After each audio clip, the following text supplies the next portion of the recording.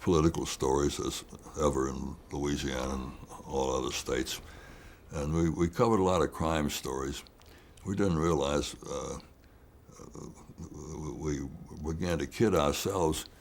The crime stories we were covering at first was a succession of, you go to a place where there's a crime has been committed, a murder, and you see people hauling a body out and putting the body in a wagon. And we had more bodies coming out of more places going into wagons. Every day we had one of those.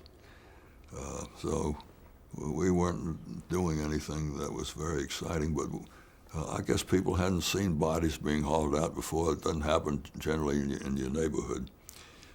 So some of it was kind of ridiculous. But there was also a good bit of racial news. And there was news coming from places like Nashville, where there were sit-ins at the lunch counters. And some of the executive types at the station were nervous about our putting this news on the air. They felt that there was no racial difficulty in New Orleans at the time, and that if we carried news of racial conflict in other southern cities, it might generate some conflagration or riots or whatever in New Orleans.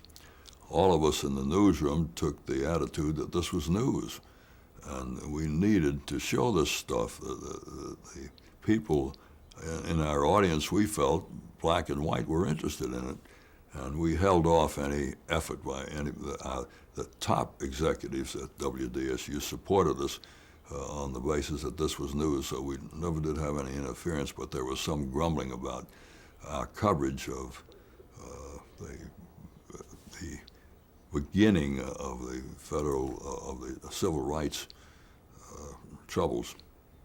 And Emmett Till was lynched in Mississippi.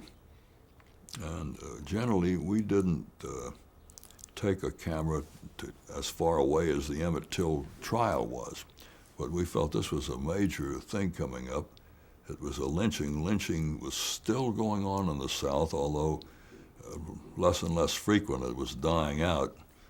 But this was a horror not far from New Orleans. I don't think anybody in the area of this trial could pick up the New Orleans station. But we sent a camera crew and reporters and covered this Emmett Till trial from beginning to end. And the guys who were accused were found not guilty. It could well have been that in this community, you're not going to get 12 people to convict 2 white men for lynching a black man in those days. Was there any kind of response, audience response from this?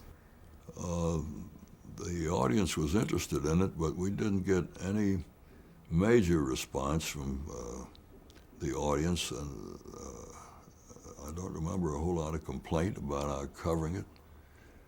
We did it in a sober fashion, but you had the feeling of being in this little courtroom and of a tense racial kind of standoff. It took the form of a process of justice. How was it going to come out? It had its drama.